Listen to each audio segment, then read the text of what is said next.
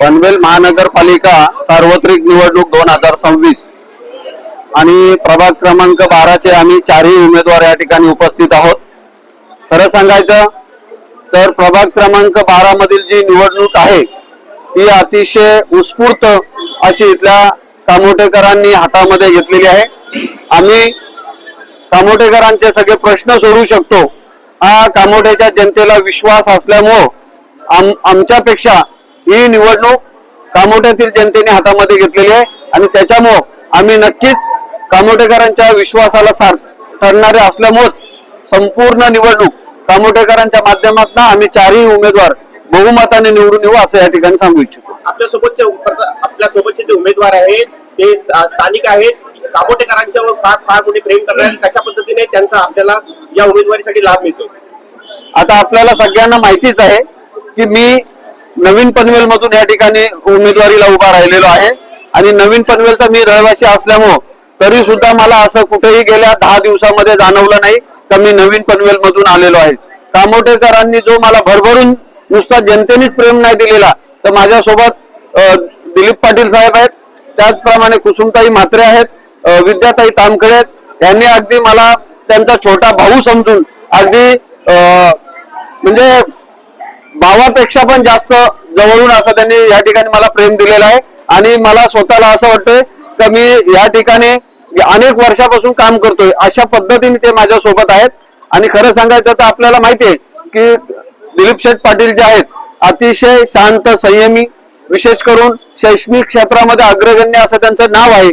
त्याच्यासोबत कुसुमताई म्हात्रे आहेत की त्यांनी मागच्या वेळी पण 5 वर्षे नगरसेवक पद भूषवलेलं आहे, सभापती पद भूषवलेलं आहे।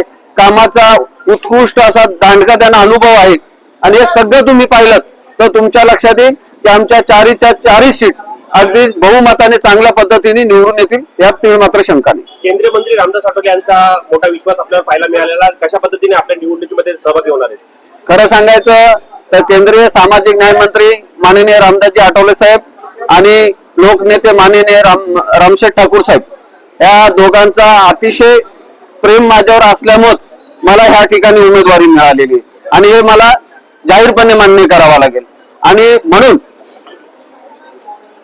जरी मी कामोट्यात उभा राहिलो असेल तरी माननीय रामदासजी आठवले साहेबांचा माझ्यावरती लक्ष आहे आणि त्यांनी सांगितलं की प्रभाकर तुझ्या प्रभागामध्ये मी जाहीर सभा घ्यायला येतोय, इथे जो काय माझ्या विरोधात उमेदवार आहेत मला त्यांच्यावर काही टीका टिप्पणी करायची नाही कारण ते माझे धम्म बांधव आहेत, तरी पण त्यांचं असं म्हणणं आहे की मी बाहेरचा आयात आलेलो उमेदवार आहे।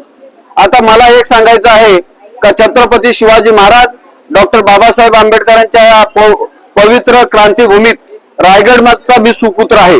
आता ते कुठली व्याख्या लावतात बाहेरचा आणलेला मला हे समजत नाही। आता मला त्या विषयात जायचं नाही पण मला त्यांना एवढंच सांगायचं आहे का माननीय दिबा पाटील साहेबांच्या या रायगड जिल्ह्याचा मी सुपुत्र आहे।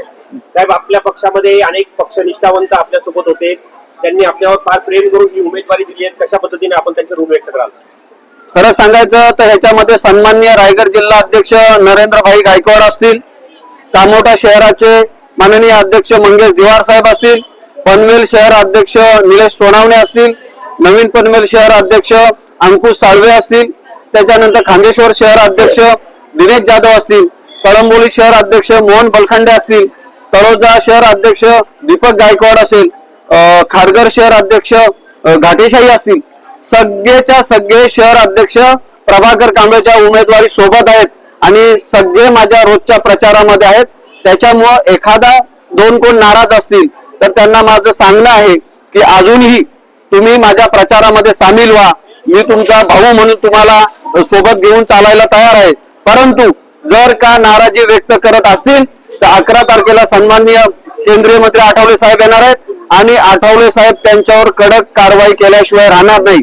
जे कोण बोलतात ते मी आरपीआयचा उमेदवार आहे आणि ते अपक्ष आहेत त्यांना एवढं समजायला पाहिजे तर सन्माननीय केंद्रीय मंत्र्यांनी जर त्यांना एबी फॉर्म दिला नाही त्याच वेळी त्यांच्या लक्षात यायला पाहिजे का त्यांच्या उमेदवारीला आठवले साहेबांचा विरोध आहे। कामोटेकरांना 15 जानेवारीसाठी निवडणुकीच्या मतदानासाठी कसं आवाहन कराल? कामोट्यातील तमाम जनतेला मी हात जोडून विनंती करेन की येणाऱ्या 15 जानेवारी रोजी आम्हाला चारही उमेदवारांना भरघोस मताने निवडून द्या आणि कामोटेकरांची आम्हाला सेवा करण्याची संधी द्या।